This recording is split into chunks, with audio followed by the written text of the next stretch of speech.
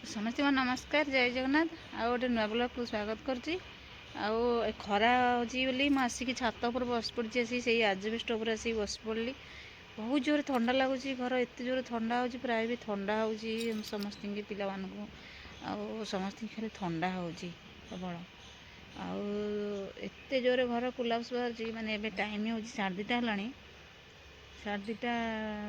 2:30 पाखापाखि है आम आसिलु पुणी छात पर बसलु सेपट खरा ना से छातर अच्छा आयुषर शिवनार शोचते सेपटे ये शोचती मुझे खरार बस जेहतु खरा सेपटे होनी मुझे खरार आसी बस बस मैं आजबेस्ट उपर आसिक बस आए चलन देखा समस्ते कौन कर देखा ब्लॉग रे सकाल सकाल भाई आयुष ए उठिकी पाठ लिखिदे देखा चलतु हाँ फोनटा दबा माछपी बाहर सका सका बाबा गाड़ी स्टार्ट कल गाड़ी स्टार्ट कल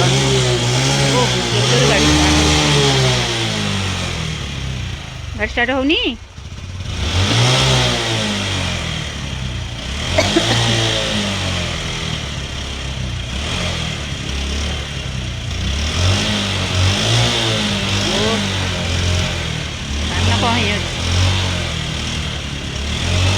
स्टार्ट कर गाड़ी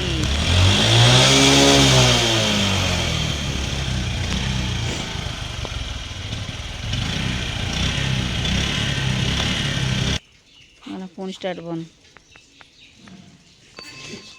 स्टार्ट चलती स्टार्ट होनी गाड़ी एमती हो प्राय एमती कौन करे पुणी माछ बाहर जे बोली 7टा है आसिक है अध घंटा है स्टार्ट कर होनी 7टा है आसिक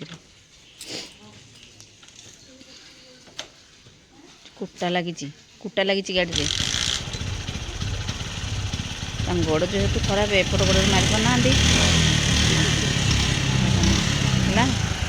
स्टार्ट हाँ हो स्टार्ट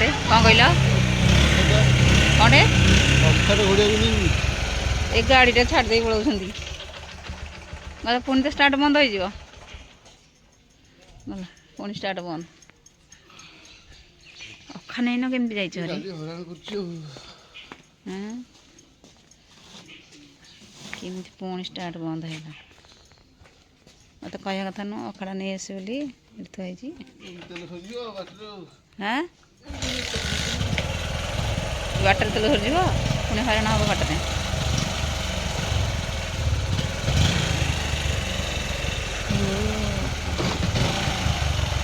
स्टार्ट है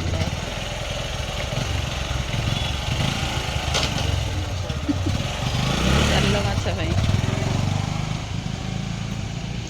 चल माछपाई एथरक जा घर जो होता पुणी तो भंगा है एपटू भंगा है पुणी आउ थे गढ़ा थोड़े बंद मम्मी एटे चिते पकाउछु ओहो काली एबे गुरुवार पई एबे एठी चिता पड़ुची ओ मम्मी एबे चिता पकाउची ओ ना मम्मी ओहो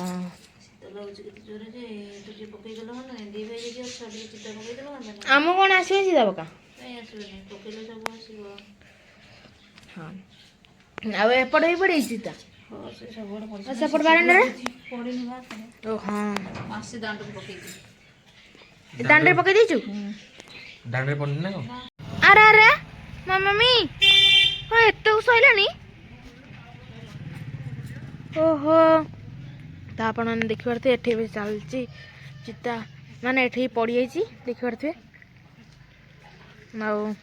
आते सुंदर भी है भाई तो आसल री आप देखिपे ए चिताटा केमती पड़ी एठी चौरारे भी एठी पड़ जाइए मम्मी एठी पकाउची चिता ना आम